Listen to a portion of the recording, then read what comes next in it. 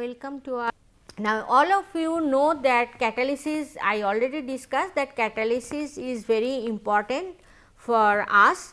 We have to develop very new catalysts for different types of reactions, and the contents of this lecture is the mechanism, how it is happening for homogeneous. I already discussed what is homogeneous catalysis, what is heterogeneous catalysis, and what is biocatalysis, that is enzyme catalysis.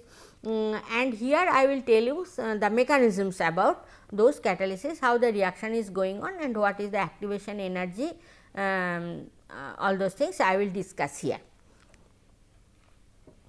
Now, mechanism of catalysis. First I will tell you about the homogeneous catalysis. So, here one example is given, this is the thallium, thallium plus, it is an aqueous phase reaction and it is a redox reaction. You see thallus is going to thallium plus is going to thallium 3 plus, and cerium 4 plus is going to cerium 3 plus. So, it is a redox reaction, this is oxidized and this is reduced, and this is the balanced equation. Now, the possible pathways we have to, I already told you about the mechanism. So, now at least we can think about the possible pathways. So, we can think about a single step mechanism. Okay. If it is a single step mechanism, here the positively charged ions collide simultaneously in the aqueous phase to give the product. Okay. So, collision is necessary. If it is a single step process, then it will be intermolecular reaction, and we already know now that intermolecular reactions are not very common. Then what is the alternative mechanism that we can think of?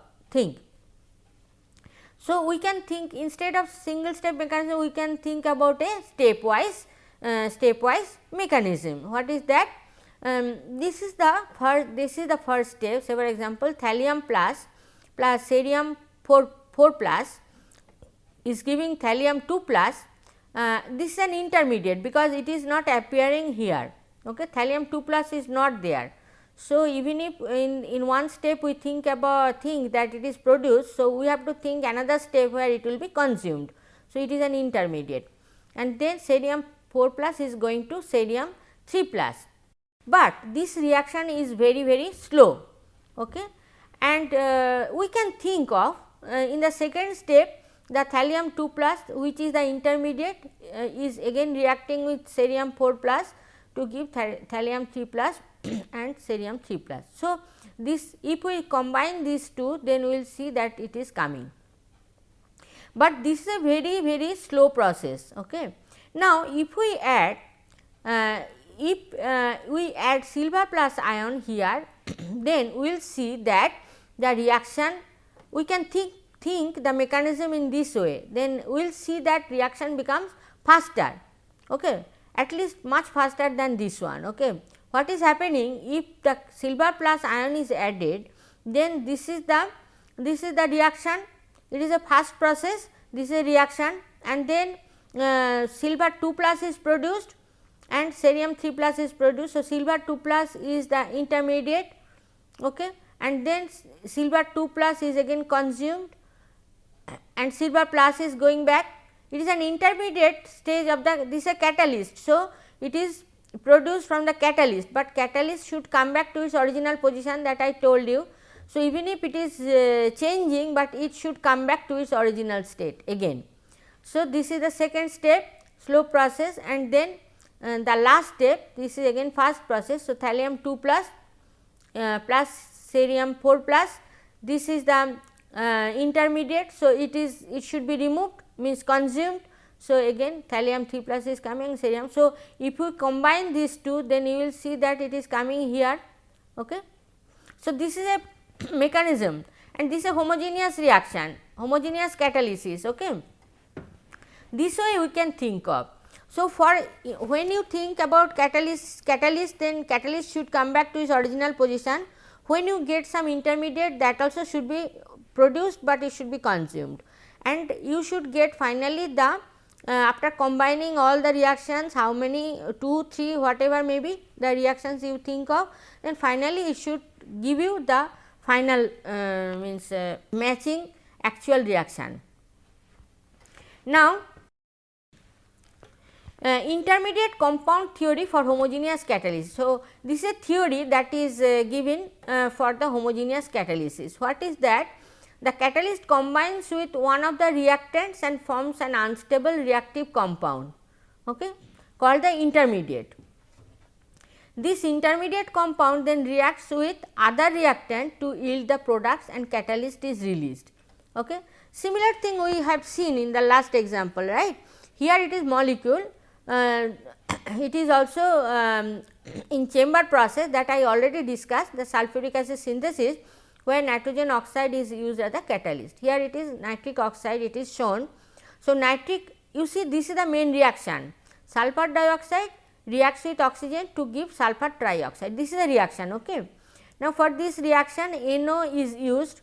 So, NO is used as the catalyst. Okay. So, NO, how it is acting as the catalyst? By forming some intermediate. What is that? NO first reacts with the oxygen to form NO2, okay. This is an intermediate, and then NO2 is reacting with SO2 to give SO3 and 2NO. So, it is you are getting back that catalyst, okay, regenerated, catalyst is regenerated, and then finally SO3 is reacting with H2O to give the H2. So, it is the synthesis of H2SO4, industrial level, industrial scale, okay, industrial synthesis. Now, so you can see here that what is written here, intermediate compound. So, it is an intermediate compound, okay, compound here, okay. In the last case it was ion, here it is compound. So, some intermediate should be formed, okay. In the homogeneous catalysis, this is the common mechanism, okay. A catalytic reaction consists of several steps. These form a catalytic cycle. So, when there are several steps, so all steps if you think together, it is a catalytic cycle. Although the catalyst changes during the catalytic cycle, it returns to its original form at the end of the cycle. Other examples are acid and base catalyzed reactions. So, I will show you some acid and base catalyzed reactions. What are they? Say acid catalyzed reaction, the general way it is shown, and kinetics rate expressions is shown here. Acid catalyzed aqueous phase reactions are very common, it is really common. I have already given you some examples, right, like the cane sugar hydrolysis, okay. It is the it is catalyzed by H plus, hydrolysis of cane sugar to form glucose and fructose, that I told you. So, here you see A is giving P. When A is giving P, it is catalyzed by hydrogen ion, that is acid, okay, and but acid NH plus is staying back as same NH plus. Now, if you think about the rate expression, so minus dCA dt is Kh, this is the rate constant, H plus to the power n and Ca, but this is catalyst. So, as it is seen in equation 1, the H plus ion is acting as a catalyst and it is not consumed. So, H plus can be considered as constant, then equation 2 can be written as this one. So, this one and this one can be combined and this is K observed. Okay. So, it can be considered as pseudo first order reaction. Acid catalyzed reaction is pseudo first, here it is pseudo first order reaction, but you can do this. I already discussed this type of thing when I was discussing the kinetics. Okay. So, here you can see that K observed is this one. So, K observed taking log, you can get log K observed is log Kh plus n log H plus. So, if you do the vary the pH, then you can get and if you plot and you can measure K observed, then you can plot it log K observed versus pH, then we can get the value of n from the slope. Okay. So, this can be done. Now, base catalyzed reactions also similar, but here it is OH minus, just like the acid catalyzed reactions described earlier, we can write minus dCA dt is nothing but KOH into OH minus to the power n, concentration of OH minus to the power n into Ca, or dCA dt minus, of course minus is written because it is A reactant. So, K observed into Ca, and K observed is nothing but KOH, OH minus concentration to the power n. So, taking log both sides, we can get this equation, and we can we know that that minus log OH minus log of OH minus concentration nothing but pOH. So, we can in terms of pH you can write this one, because pOH is nothing but 14 minus pH. So, the sign is changing here. So, this way we can get this K value also, that N value also. Now, what is the mechanism for heterogeneous catalysis? This is very interesting. You can see here the diagram here. Heterogeneous catalysis is mainly explained by adsorption theory. Okay. So, adsorption is the one step that should occur. Okay. Now, solid surface, mostly heterogeneous catalysis, the examples you have seen, that solid surface, right, solid surface as a catalyst both in gas phase and liquid phase reactions. I have given already some examples for this type of reactions. So, here is another reaction, another example. What is this? This is the, what is this? This is the ethylene. Okay, ethylene. Ethylene means some double bond is there, and some hydrogen is added onto this double bond to form the ethane. Okay. This is gas phase reaction.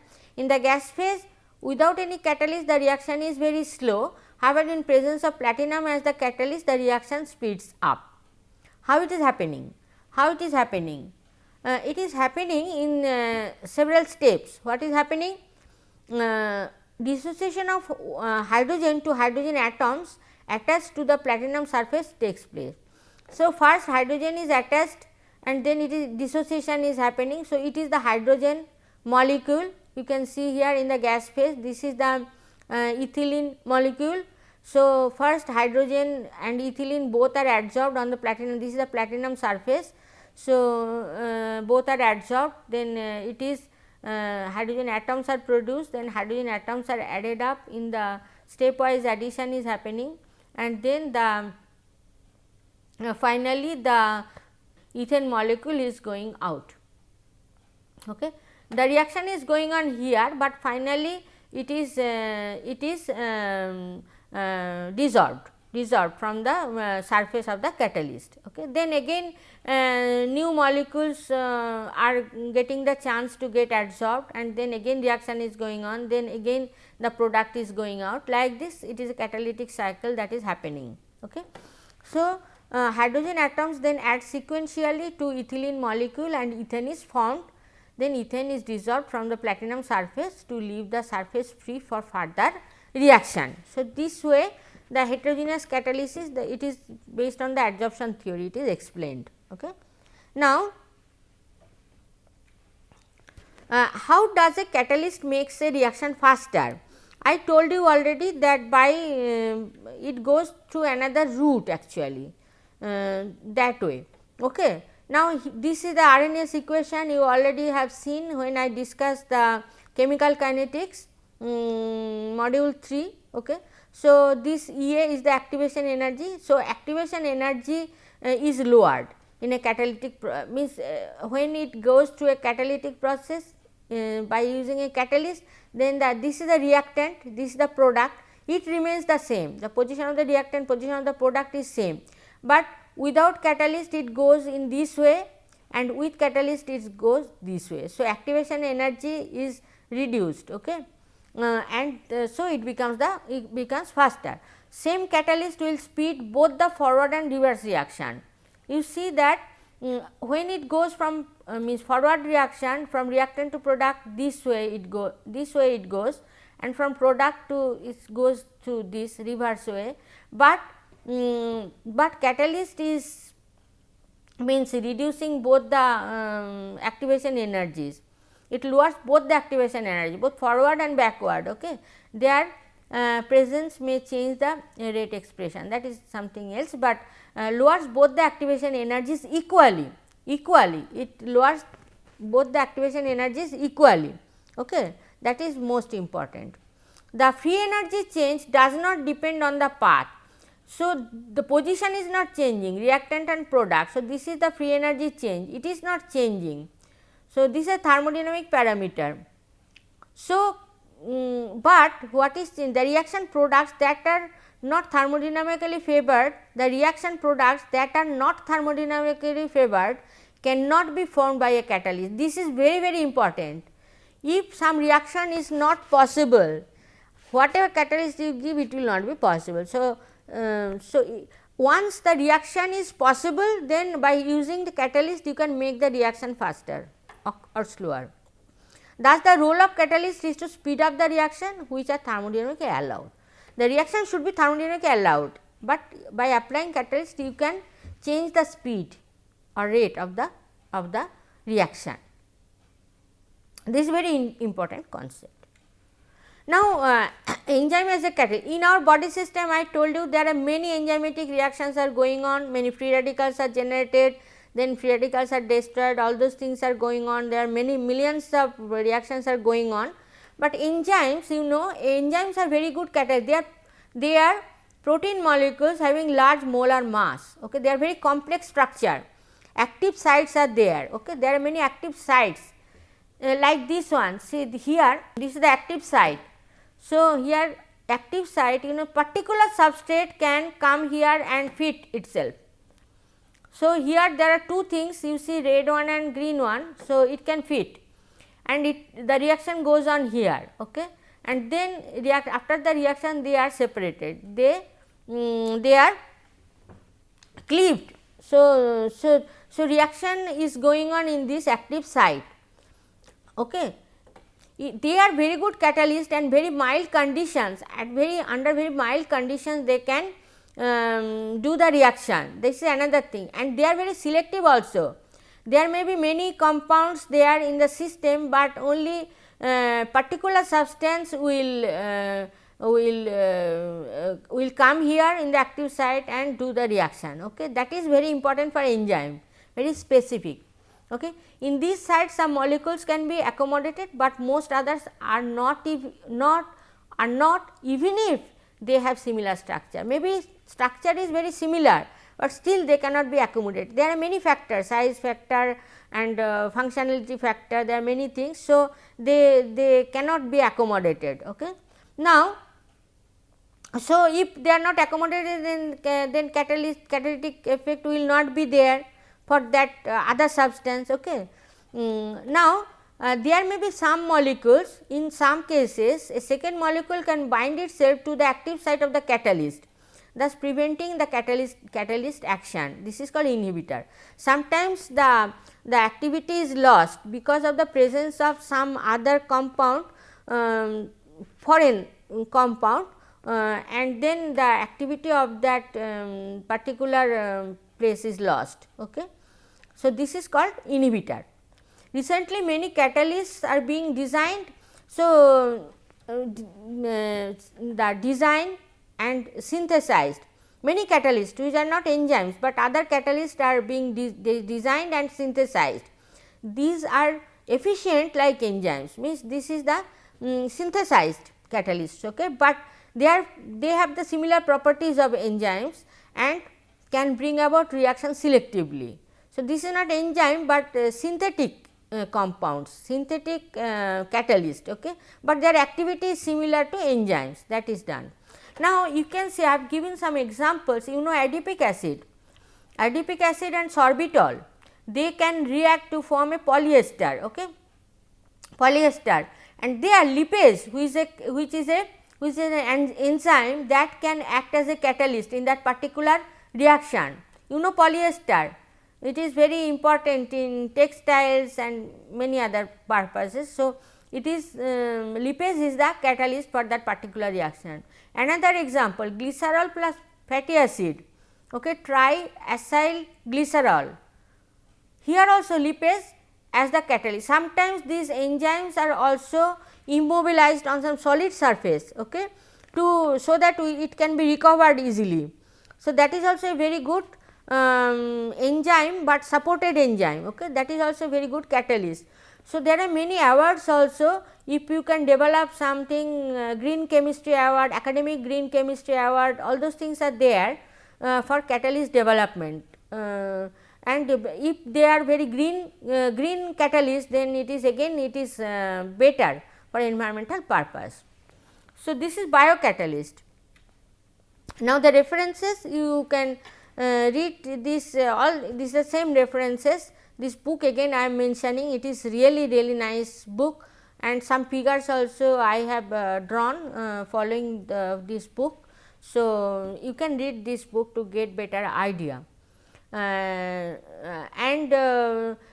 you have seen. So, in this lecture what you have seen, that how we can explain the homogeneous and heterogeneous catalysis and enzyme catalysis, and what are the mechanisms that is happening there, and what is the activation energy, and how the catalyst behaves. Those are also elaborated in this lecture.